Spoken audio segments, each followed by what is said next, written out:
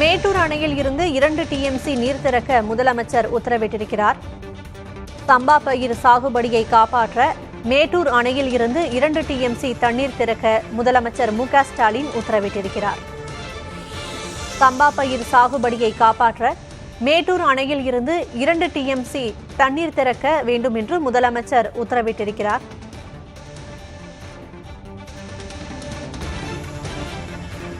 மேட்டூர் அணையில் இருந்து நாளை முதல் 2 TMC தண்ணீர் திறக்க வேண்டும் என்று முதலமைச்சர் உத்தரவிட்டிருக்கிறார்.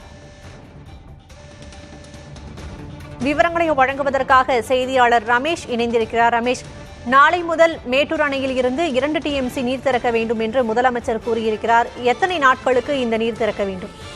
அதாவது நடப்பு ஆண்டுல பாத்தீங்கன்னா வடகிழக்கு பருவமழை குறைவாக பெய்த காரணத்தால காவிரி நதிநீர் பற்றாக்குறை ஏற்பட்டது.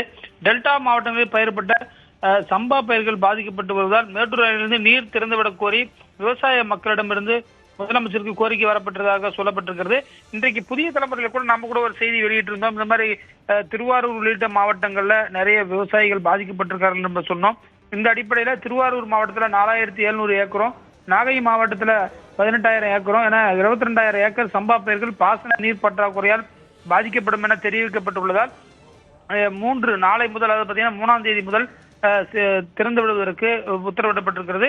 இந்த பாதுகாத்து இந்த விவசாய பெருமக்கள் இந்த பாசன நீரினை சிக்கனமாக பயன்படுத்தி சம்பா நெற்பயிரை பாதுகாத்து பயன்படுத்திக் கொள்ளுமாறு சொல்லப்பட்டிருக்கிறது.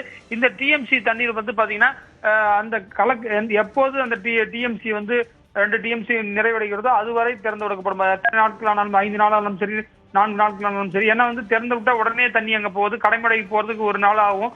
எனவே இந்த 2 TMC தண்ணீர் வழக்கமாக 5 நாட்கள் திறந்து விடுவார்கள். அந்த அடிப்படையில் இந்த தண்ணீர் அங்க போய் சேரும் என்று எதிர்பார்க்கப்படுகிறது. சக்தி. ரமேஷ், அந்த சம்பா பயிர்கள் தற்போது எந்த பருவத்தில் இருக்கின்றன? அறுவடை செய்ய இன்னும் எத்தனை நாட்கள் ஆகும் என்று விவசாயிகள் கூறுகிறார்கள்?